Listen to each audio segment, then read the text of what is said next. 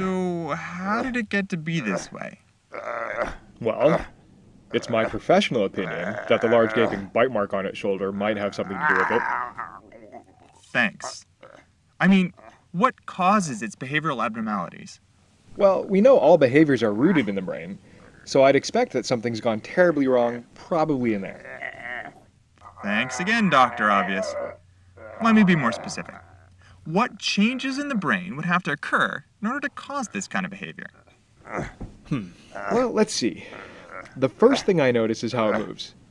Stiff-legged, with long, lumbering steps, very slow and uncoordinated. Almost like what you'd see in Parkinson's disease. Maybe something's wrong with its basal ganglia? Those are a collection of deep brain regions that regulate movement through a neurochemical called dopamine. Although most people think of dopamine as the happy chemical of the brain, the dopamine-containing neurons in the basal ganglia die off in Parkinson's disease. That's what causes it. Makes it more and more difficult to initiate actions. What? Look again at how it moves. Stiff legs, long stance. These aren't Parkinsonian movements. Parkinson's patients take short, shuffling steps. And the posture's all wrong. This looks to me like what happens when the cerebellum's damaged. The cerebellum's a little cauliflower-shaped area in the back of your head. But don't let its size fool you. That little guy contains almost half of the neurons in the entire brain. Patients who suffer degeneration from this region, something called spinocerebellar ataxia, show a lack of coordination that results in stiff legs, wide stance, and a lumbering walk. My money's on the cerebellum. Touché. Okay, so we've nailed its motor problems. Now what about that whole groaning, lack of talking thing?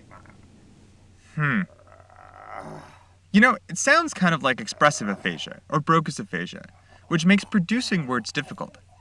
This is caused by damage to the inferior frontal gyrus, or possibly the anterior insula, both regions behind your temple on the left side of your head. I think you're only half right. Zombies definitely can't communicate, that's for sure. But they don't seem to do a good job of understanding things either. Watch this.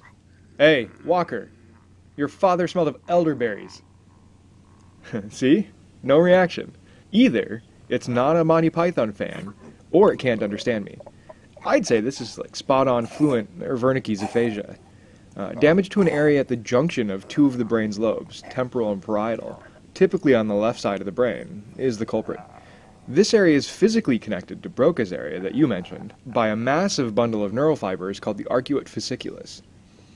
I hypothesize that this massive bundle of connections is completely wiped out in the zombie. It would be like taking out the superhighway between two cities. One city that manufactures a product and the other that ships it out to the rest of the world. Without that highway, the product distribution just shuts down. So, basically it's a moot point to reason with the zombie, since they can't understand you, let alone talk back. I mean, you could try, man, but I'm gonna stay on this side of the glass.